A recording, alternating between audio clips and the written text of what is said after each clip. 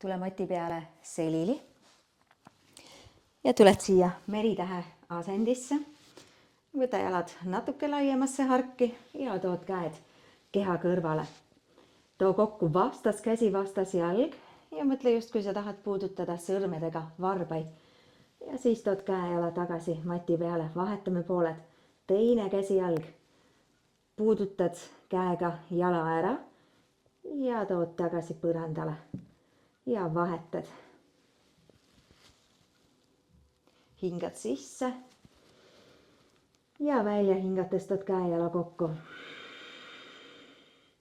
Hingad sisse ja hingad välja.